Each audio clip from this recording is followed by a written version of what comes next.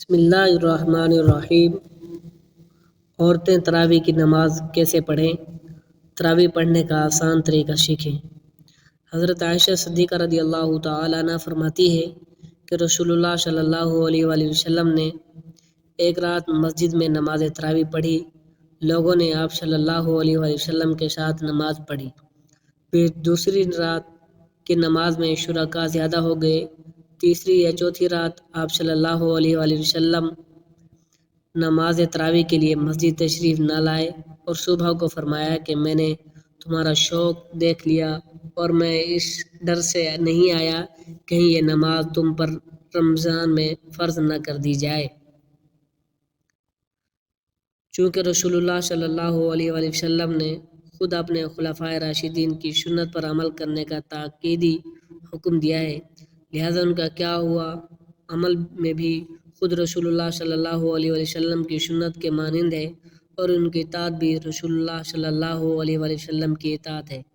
لہذا جب حضرت عمر رضی اللہ تعالی عنہ جو خود خلیفہ راشد 10 مبشرہ میں سے ایک اور بہت بڑے فضائل کے حامل ہیں، جلیل القدر فقہا صحابہ کرام رضی اللہ عنہم کی موجودگی میں رمضان المبارک میں باجماعت تراویح کا اہتمام کروایا تو سب نے اس کی تحسین کی، کسی ایک نے بھی نکیر نہیں کی۔ اس لیے تراویح نماز سنت مؤکدہ ہے۔ حضور صلی اللہ علیہ وآلہ وسلم کے بعد سیدنا ابوبکر صدیق رضی اللہ تعالی عنہ کی دور خلافت میں داخلی اور خارجی فتنوں کی کثرت اور مدت خلافت کی قلت کی بنا پر اس سنت عظیمہ کے قیام کا موقع نہ مل سکا، لیکن سیدنا عمر فاروق رضی اللہ تعالی عنہ نے اپنے دور خلافت میں اس سنت کو جو عارض کی بنا پر موقوف تھی لیکن اب وہ عارض چونکہ باقی نہیں رہا تھا، جاری فرما دیا۔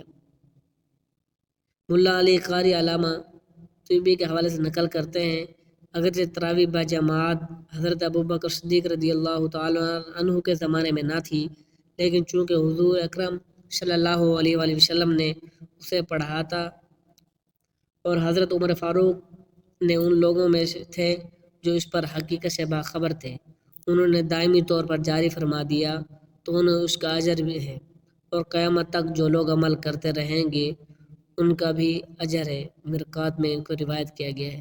بخاری شریف میں حضرت عائشہ صدیقہ رضی اللہ تعالی عنہا کی روایت میں ایک رات رسول اللہ صلی اللہ علیہ وآلہ وسلم مسجد میں تشریف لائے اور نماز پڑھی۔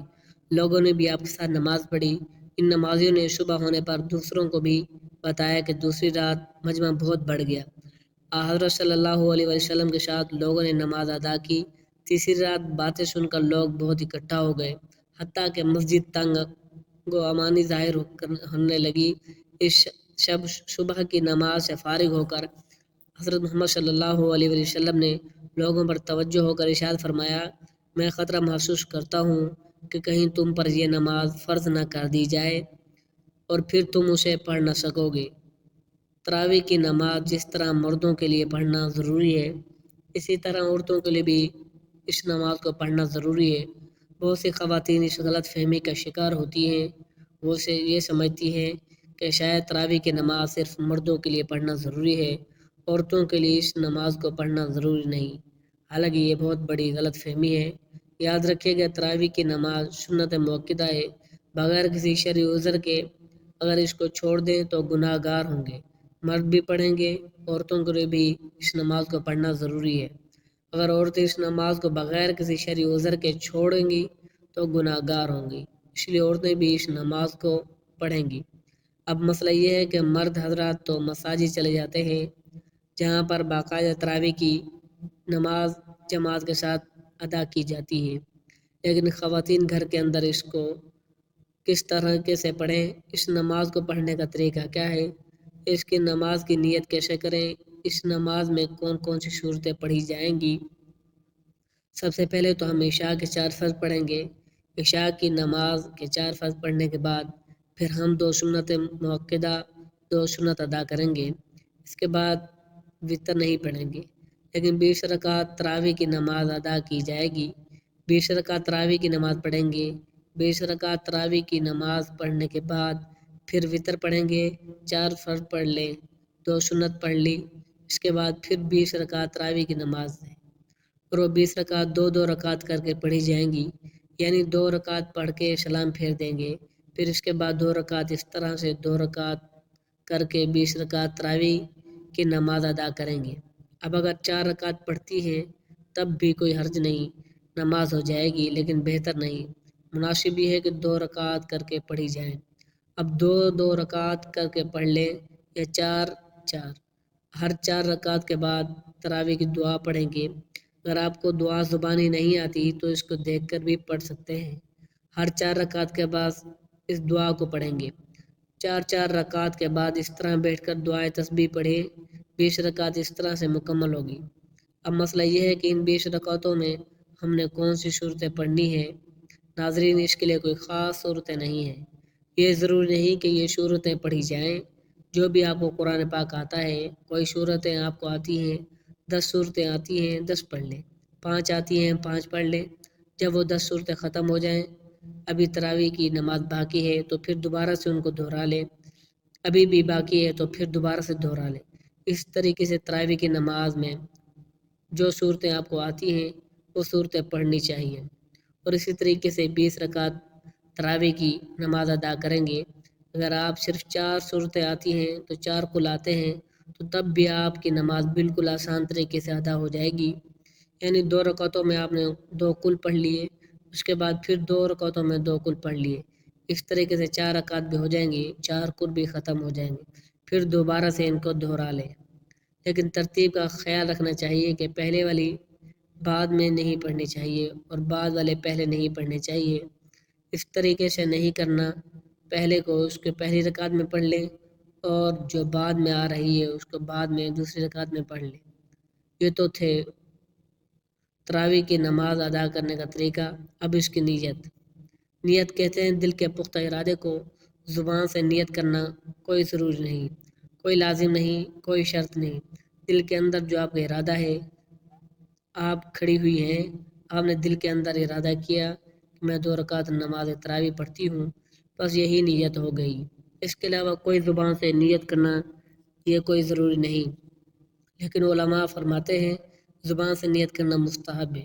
اگر آپ زبان سے نیت کریں تو اس طرح بھی کر سکتے ہیں، میں نیت کرتی ہوں 2 رکعت نماز تراویح واسطے اللہ تعالیٰ کے، منہ میرا کعبہ شریف کی طرف، اللہ اکبر۔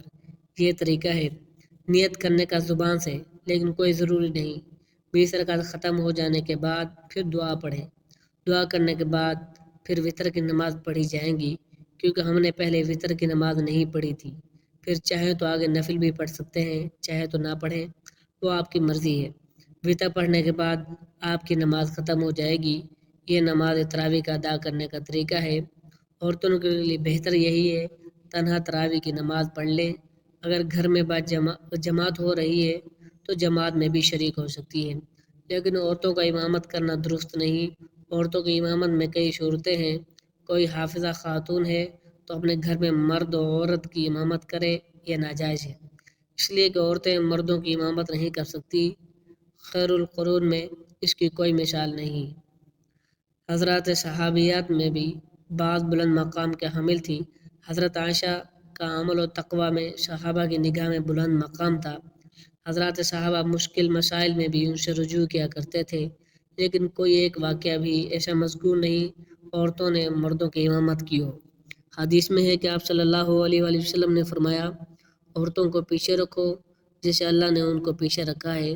حدیث سے معلوم ہوتا ہے کہ عورتوں کو مردوں کے سے پیچھے کھڑا ہونا چاہیے۔ اگر عورتوں کو مردوں کا امام بنا دیا جائے تو عورت کا مردوں سے آگے ہونا لازم ہوگا، اس لیے عورتوں کے لیے مردوں کی امامت کرنا ناجائز اور حرام ہے۔ موجودہ حالات میں بعض لوگوں نے یہ بھی سوال کیا کہ گھر میں حافظہ عورت ہے اور مردوں میں کوئی بھی امامت کرنے کا اہل نہیں، یا مرد کو زیادہ قرآن یاد نہیں، تو کیا عورت اپنے محرم مردوں کی امامت کر سکتی ہے؟ ظاہر ہے کہ اس کا حکم بھی عدم جواز کا ہے۔ مرد حضرات جس طرح فرض نماز ادا کرتے ہیں اس طرح تراویح کی نماز بھی ادا کریں گے۔ دعا ہے کہ اللہ تعالی ہم سب کو دین کی سمجھ عطا فرمائے، آمین۔ جزاکم اللہ خیرہ۔